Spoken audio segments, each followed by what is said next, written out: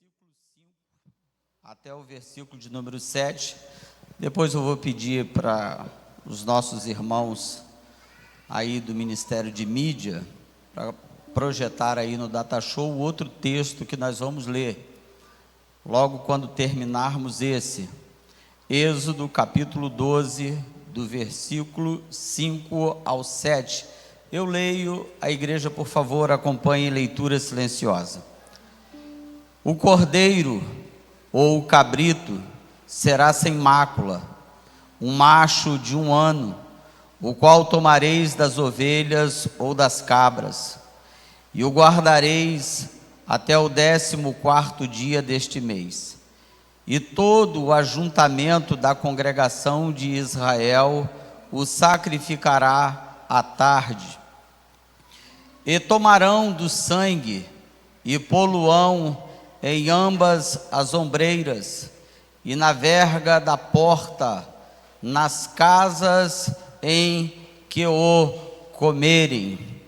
Hebreus capítulo de número 11, versículo de número 28.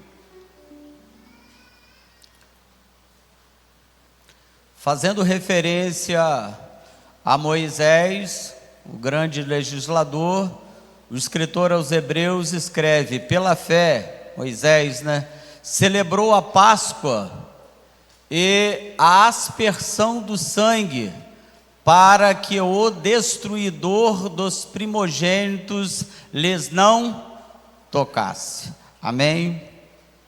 Amém? Podeis assentar, muito obrigado.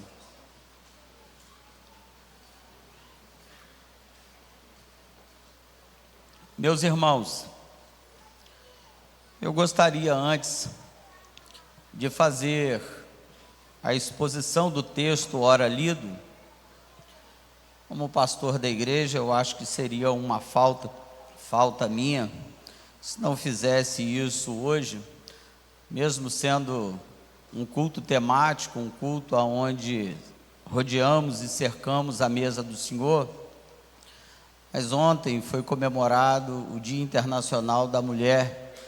Então eu quero parabenizar, como pastor da igreja, a todas as mulheres que aqui estão, em especial a minha esposa e a minha filha, que são as mulheres da minha vida. Então, parabéns a elas e parabéns a todas as mulheres que aqui estão. Por favor, as mulheres podem se colocar em pé? Todas as mulheres? Só as mulheres, hein? Isso. Olha quantas mulheres. Deus seja louvado pela vida de vocês, porque a importância do papel de vocês na vida, ela é importantíssima para nós homens, para o lar, para a sociedade e para a igreja do Senhor. E aqui vale ressaltar de que nós não somos uma igreja machista, nós valorizamos as mulheres. As mulheres foram destaques pelo povo judeu e por nosso Senhor Jesus Cristo, tiveram o seu papel de destaque na Bíblia Sagrada e valorizada por nosso Senhor Jesus Cristo. Vocês são muito importantes para nós. Para os obreiros que aqui estão, eles sabem disso. Se não fosse vocês, o que seria de nós? Isso não é demagogia do pastor, tá bom? Até as mocinhas estão em pé, isso mesmo, são mulheres que fazem com que a vida seja enobrecida através do papel de vocês. Então, me permita aqui, os homens, vamos dar uma salva de palmas para as mulheres?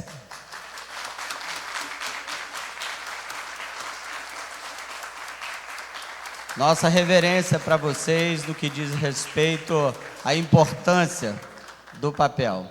Deus abençoe, muito obrigado, tá bom? Meus irmãos, eu não tenho muito tempo porque a gente está num trabalho temático de Santa Ceia e eu gostaria de dar continuidade no que nós tratamos no mês passado, Vocês se lembram de que nós tratamos do versículo 1 até o versículo de número 4, e a gente vai nessa jornada, acredito que até quando Deus permitir.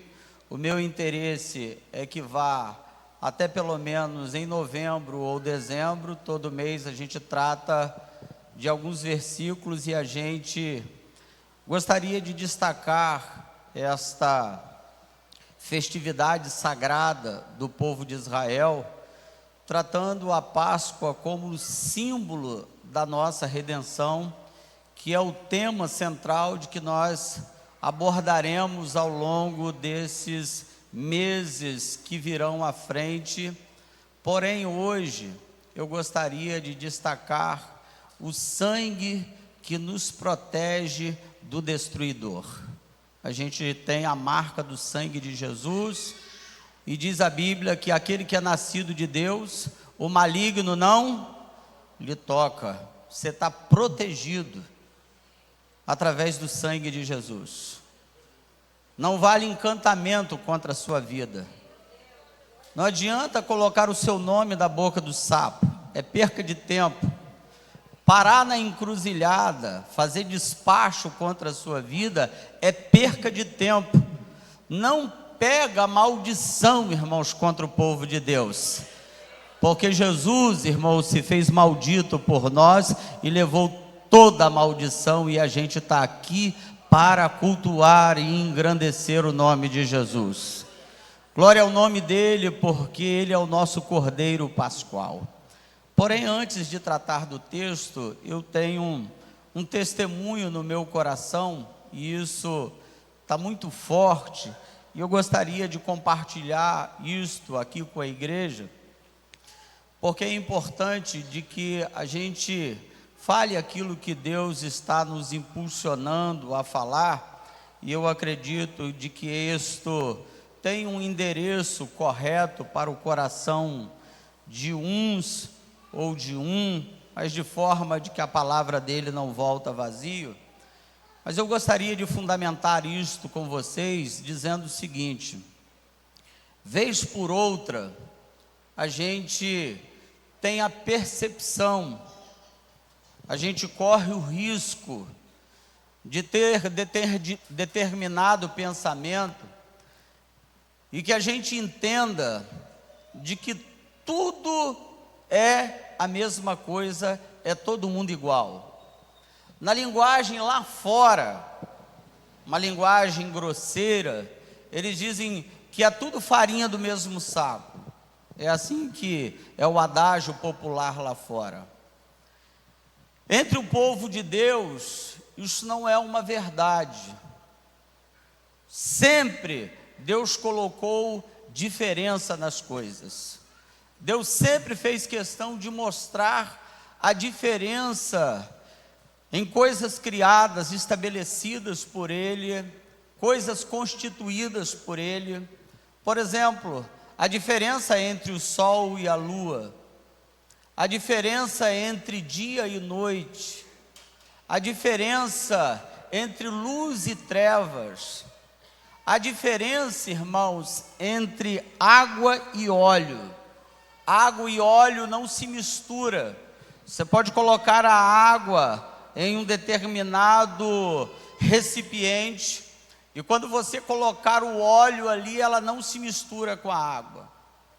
E Deus sempre estabeleceu as diferenças que são importantes para a gente entender de que estas coisas também têm a ação dele, tais quais estabelecimento entre o ímpio e o justo, entre o que serve a Deus e o que não serve. É possível que você, num trabalho de Santa Ceia, em um culto temático, você seja tomado pela enfermidade da sua carne, dizendo que tudo é uma coisa só, é todo mundo a mesma coisa, mas na verdade não é. O Senhor disse: e outra vez vereis a diferença entre o justo e o ímpio, o que serve a Deus e o que não serve. Deus tem os seus preparados, irmãos. Deus tem os seus separados, Deus tem os seus reservados, e aqui na noite de hoje está a igreja do Deus vivo, o povo especial, o povo separado por Ele, zeloso de boas obras, irmãos. Então nós estamos em uma festa, em um culto de celebração ao Senhor, aonde os salvos estão aqui para adorar e glorificar o nome do Senhor. Quando você tomar do pão e beber do cálice, você está dando testemunho de que você é diferente. Você está dando testemunho de que você é salvo, de que você se identifica com o Cordeiro que foi sacrificado, que quando você toma do sangue, que é o vinho, quando você bebe, você está identificando que você tem parte com Ele, e que a mão de Deus está sobre a sua vida, te protegendo, e o nome do Senhor é glorificado na sua e na nossa vida. Quantos podem glorificar o Senhor, irmãos? A gente está num culto, irmãos, de adoração ao Senhor. A gente não está aqui para cumprir um protocolo. A gente está aqui com santidade. A gente está aqui para adoração do nome do Senhor. Ele é o Cordeiro de Deus que foi sacrificado por nós, e que a gente precisa se alimentar, que a gente precisa tomar deste manjar, para que a gente se alimente da vida de Deus e a gente seja fortalecido na fé. Que o pastor Evaldo falou aqui, não porque é o pastor que está pregando, poderia ser qualquer outro aqui pregando, mas o fato é que enquanto está sendo anunciado a palavra, o Senhor está aqui para curar. Enquanto se anuncia a palavra, o Senhor está aqui para batizar com o Espírito Santo, para dar dons espirituais e para renovar a nossa vida para a glória do nome do Senhor. Isso aqui é festa, irmãos. Isso aqui na verdade não é culto fúnebre. Nós estamos aqui em um culto de louvor e de adoração ao nome do Senhor. Bendito seja o nome de Jesus Cristo. Então me permita, em alguns minutos, tratar com vocês do versículo de número 5 até o versículo de número 7, do capítulo 12, aonde Moisés escreve no livro de Êxodo, conforme a gente começou introduzindo no mês passado, dizendo que esta festa é uma orientação divina, na verdade uma determinação do Senhor, quando Deus diz a Moisés para que o seu povo celebre uma Páscoa, para que este povo cultue ao Senhor, adore ao Senhor, como forma de que Deus estaria livrando eles, quando o anjo destruidor apareceria na terra do Egito e feriria todos os primogênitos do Egito, com exceção os filhos de Israel que estivessem com a proteção do sangue nas vergas e nas portas, nos umbrais de cada porta da casa dos israelitas. Seria uma festa que eles deveriam cultivar pelas gerações vindouras. É importante lembrar aos irmãos que esta determinação, ela não foi cumprida quando Israel esteve os seus 40 anos no deserto. Vocês vão perceber que no período dos 40 anos que Israel esteve no deserto, eles não celebraram a Páscoa. A gente não tem um parecer aqui que poderíamos dizer as razões pelas quais o povo de Deus assim não fez. Eles deveriam ter cultivado esta ordenação. Porém, quando Josué, ele vai entrar na terra de Canaã, ele lembra-se de que a Páscoa que não havia comemorado no período dos 40 anos, a primeira coisa que ele vai fazer, além de circuncidar os filhos de Israel, ele também vai celebrar a Páscoa ao Senhor. Porque era uma determinação divina em que eles teriam um recomeço, era uma nova vida.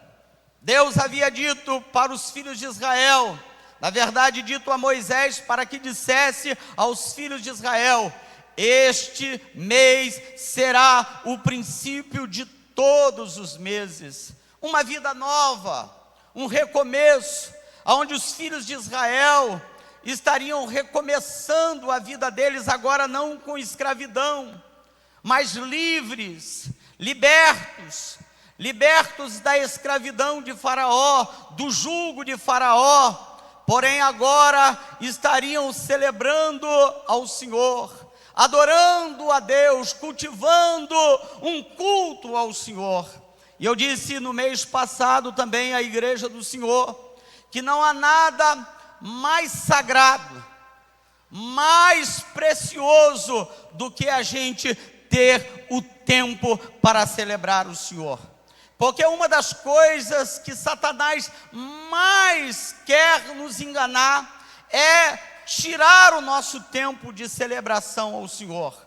Ele não quer que a gente tenha um culto a Deus.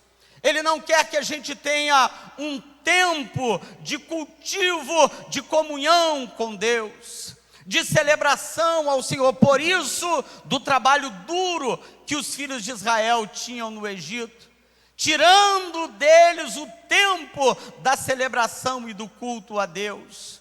Quando Deus liberta Israel do Egito, Deus quer que eles tenham tempo de celebrar ao seu nome, de cultivar o nome dele, a adoração, de celebrar com alegria a adoração ao nome do Senhor, porque o diabo sempre lutará para que nós não tenhamos tempo de estar na igreja, de cultuar ao Senhor, de poder vir para celebrar o nome do Senhor. O que você está fazendo aqui nesta noite, junto com seus irmãos, junto com a igreja que aqui está, é a nossa celebração a Deus, é a nossa gratidão, é o nosso louvor, é a nossa adoração ao Senhor. Cultive isto. Agradeça a Deus, porque você tem um tempo de estar aqui celebrando ao Senhor, porque muitos exatamente nesta hora gostariam de ter o tempo de estar aqui e não tem o tempo de poder cultivar ao Senhor a adoração devida. Então se alegre, porque Deus permitiu que você estivesse aqui para adorar o nome do Senhor. Adorar o nome do Senhor na casa dele faz com que a gente se santifique. Adorar a Deus na casa dele faz com que a gente aprimore a nossa vida de fé, que a gente cresça na nossa vida de fé. Por que será que muita gente perdeu a fé? Porque deixou de cultivar o culto a Deus, o tempo da oração, o tempo da oração, o tempo do louvor, o tempo do cântico, o tempo da leitura da palavra, o tempo da celebração, que nós chamamos de um culto congregacional. Deus nos fez com que nós nos ajuntássemos aqui nesta noite para celebrar e adorar o nome dele, porque ele quer ver dos nossos lábios a adoração ao nome dele. Bendito seja o nome de Jesus. E eu disse também para os irmãos no mês passado, que o principal personagem neste capítulo de número 12 é o Cordeiro. Só que este Cordeiro que tipifica a Jesus, este Cordeiro, ele vai ser sacrificado. Este Cordeiro aparece exatamente aqui no versículo de número 5, quando diz: o Cordeiro ou o cabrito será sem mácula. Devia ser um cordeiro, podia ser um cabrito, apenas de 1 ano, não poderia ser velho, tinha que ser um cabrito novo, que tivesse pelo menos 1 ano, tinha que ser macho, mas ele deveria ser perfeito, ele não deveria ter mancha, ele não deveria ter defeito como ossos quebrados. Esse cordeiro devia ser perfeito, porque isto falava da imperfeição impecabilidade de nosso Senhor Jesus Cristo. Por isso que o cordeiro, quando fosse escolhido, deveria ser escolhido pelos israelitas com muita cautela, com muito cuidado. Não poderia pegar qualquer cordeiro, não poderia pegar qualquer cabrito. Tinha que ser escolhido nos seus detalhes, ser examinado, ser observado se esse cordeiro tinha algum defeito. E este cordeiro, que é sem mácula ou sem defeito, que apontava para a impecabilidade de nosso Senhor Jesus Cristo, mostra, irmãos, a perfeição do nosso Senhor Jesus Cristo e a perfeição do seu sacrifício. Porque a perfeição do seu sacrifício é o que nos redimiu. A perfeição do seu sacrifício é o que nos purificou, é o que nos livrou das garras do inimigo, que nos livrou, irmãos, dos principados e das potestades. E agora a gente pode cantar: livre estou, pela graça de Jesus, livre eu estou. Agora observe que este cordeiro que apontava para a impecabilidade de nosso Senhor Jesus Cristo, esse cordeiro, ele deveria ser colocado à parte do 10º dia até o 14º dia. A gente falou isso também no mês passado. Isso apontava de que o Cordeiro de Deus, ele foi preparado desde a fundação do mundo. Ele foi colocado, como a escolha de Deus para que Cristo viesse a esta terra para se sacrificar pelos nossos pecados. E aí o verso de número 6 diz que deveria ser guardado do 10º dia até o 14º dia do mês, e todo o ajuntamento da congregação de Israel o sacrificará à tarde. Mais ou menos a hora do crepúsculo, por volta entre 5 da tarde a 6 da tarde, esse cordeiro deveria ser sacrificado ou deveria ser imolado. O detalhe é que toda a congregação de Israel deveria fazer isso. Isso não era o dever da casa dos nobres. Isso não deveria ser de uma classe aonde seria escolhido por Deus, como Moisés, Arão e seus filhos. Toda a congregação de Israel. E me permita aqui lembrar para vocês como conhecedores da palavra, sabe que os filhos de Israel, quando saíram do Egito, só homens de guerra, 653 mil homens, só dos homens que desembanhavam a espada. Homens preparados para a guerra, 653 mil homens. Sem contar os demais, sem contar mulheres e muitos outros homens e crianças. Aproximadamente, irmãos, cerca de 2 a 3 milhões de pessoas saindo da terra do Egito. Imagine a quantidade de pessoas saindo da terra do Egito. E Deus orienta: olha, toda família tomará um cordeiro, e se ela for pequena, ajunta-se com outra família, de forma que todos deverão comer a carne deste cordeiro.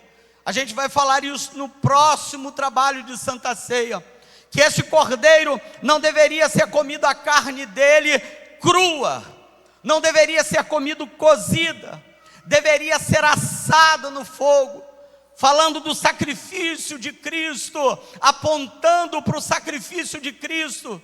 E quando Israel está prestes para sair, a ordem de Deus que aparece é: sacrifiquem um cordeiro, juntem as famílias, todas as famílias de toda a congregação de Israel.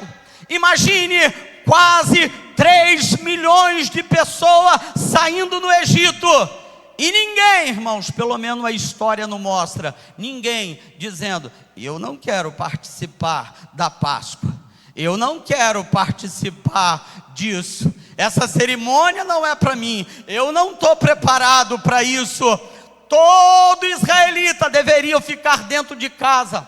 O sangue deveria ser colocado nas ombreiras, nas vergas de cada porta, porque o anjo da morte haveria de aparecer na terra do Egito por volta de meia-noite, e haveria de ter uma catástrofe. Todo primogênito seria morto pelo anjo destruidor. Mas a casa que ele passasse e olhasse o sangue nas vergas das portas, ele passaria por cima.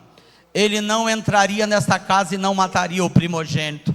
E somente na casa dos israelitas o anjo destruidor não entrou e poupou a vida dos primogênitos dos filhos de Israel. Isto aponta, irmãos, para o sacrifício de Jesus, que foi perfeito. Quando a gente recebeu a Jesus como Salvador, o sangue de Jesus, que nos purifica de todo pecado, que nos lava de todas as nossas imundícias, veio no nosso coração e colocou nos umbrais, nas portas do nosso coração. E quando vem o anjo da morte, quando vem o destruidor, ele não tem poder para atingir os filhos de Deus que estão protegidos pelo sangue de Jesus. Por isso que a Bíblia diz: aquele que é nascido de Deus, o maligno não lhe toca. Você está protegido pelo sangue de Jesus. O sangue de Jesus é o sacrifício perfeito. Ele é o Cordeiro de Deus que tira o pecado do mundo. Ele é o Cordeiro de Deus que protege você de qualquer situação. Deus, irmãos, tem nos guardado por causa do sangue de Jesus. Se não fosse por causa do sangue de Jesus, irmão, a gente já teria sucumbido. Você acha que você está de pé porque você é forte, que você é capaz? Você acha que você está de pé porque pelo seu intelecto, pela sua capacidade, pela sua força? A gente está aqui hoje, nessa noite, por causa do sangue de Jesus. A gente está aqui para tomar do pão e beber do cálice, porque o sangue de Jesus tem nos guardado e nos protegido. Agora ouça isso, por favor, irmãos. Se a recomendação era para que todos participassem, e era quase 3 milhões, imagine, irmãos, como juntar 3 milhões de pessoas assim, fazer com que cada cordeiro seja morto em suas casas, o sangue colocasse em cada porta, para que o anjo destruidor não chegasse ali. Imagine, irmãos, como é que isto chega na casa dos israelitas. Por isso que o escritor aos Hebreus, no capítulo 11, vai aparecer no Data Show, no versículo de número 28, diz que Moisés, pela fé, isso tem que ser pela fé. Pela fé, Moisés celebrou a Páscoa e a aspersão do sangue. Aspersão é aspergir, lançar sobre as portas de cada casa. Cada casa, quando o sangue era aspergido nos umbrais, aquela casa estava sendo protegida. Olha o texto: do destruidor. Irmãos, a gente tem a proteção do sangue do Cordeiro. Você está guardado por causa do sangue do Cordeiro. Quando você entra aqui nesta noite, quando a gente toma do pão e você bebe do cálice, você está mostrando a sua identidade que você tem com Cristo. E por isso o maligno não lhe toca, por isso o maligno, ele não prospera sobre a sua vida. Deus tem protegido a sua igreja por causa do sangue de Jesus. Agora, por favor, irmãos, preste bastante atenção nisso, porque o ajuntamento é para toda a congregação de Israel. E eu queria, irmãos, louvar a Deus pela sua vida aqui nesta noite. Eu quero louvar a Deus, irmãos, pela sua seriedade de vida de fé, porque a gente vive um tempo em que as pessoas, e eu digo isto como pastor, eu tenho conhecimento, eu sei do que eu estou falando, eu conheço de perto isto, eu estou mais de 26 anos pastoreando, e eu sei o que é pessoas se ausentarem da santa ceia do Senhor. Eu sei o que é pessoas quererem fugirem deste ato. Eu sei o que é descaso com a santa ceia. E Deus disse: toda a congregação deverá se ajuntar. Toda a congregação deverá cultuar. Toda a congregação deverá estar cada um na sua casa e colocar o sangue nos umbrais da porta. Eu quero te perguntar: você tem mantido a sua vida de constância, de vida de fé? Você tem mantido a sua vida de comunhão com Deus neste ato de colocar sobre os umbrais do seu coração o sangue de Jesus? Ou você tem se feito negligente? Ou você tem se afastado da santa ceia? Ou mesmo quando o diácono passa aí e você meneia a cabeça e diz não, como quem dissesse assim: hoje não, eu não estou preparado. Por favor, irmãos, eu não estou fazendo apologia a pecado, mas à medida que a gente se ausenta da santa ceia, mais distante a gente vai se sentindo de Deus. Quando a gente se ausenta da santa ceia, se você dá um testemunho que você não pode tomar aqui, que dirá, irmãos, da eternidade? Se você não toma santa ceia aqui, será que você estará preparado para tomar santa ceia lá, junto com o Cordeiro de Deus? Então Deus está nos dizendo nesta noite: filhos, filho meu, filha minha, vem para a minha presença, chega-te diante de mim, e eu vou te revelar coisas grandes que você ainda nem sabe, porque Deus, irmãos, quer que a gente se ajunte, que a gente não se descuide na vida de fé, que a gente valorize o que é sangue de Jesus, que a gente valorize o que é Cordeiro de Deus, que a gente valorize o que é culto ao Senhor. E Deus disse: olha, é para toda a congregação fazer. Juventude somente? De jeito nenhum. As mulheres? De maneira nenhuma. Só os homens? De forma alguma. É para toda a congregação. Toda a congregação. E eu quero falar debaixo da ousadia do Espírito Santo. Se você entrou nesta noite aqui pensando no teu coração de que você não vai tomar santa ceia, Deus está dizendo para você: endireita o teu caminho, acerta as veredas da tua vida, porque nesta noite Deus está dizendo para você: vem para a minha presença e eu vou mostrar a minha grandeza na sua vida e vou revelar como eu faço coisas grandes. Bendito seja o nome do Senhor. E o texto do versículo de número 7 diz: e tomarão do sangue, e poluão em ambas as ombreiras, e na verga da porta, e nas casas em que a comerem. Nós estamos na igreja nesta noite, irmãos.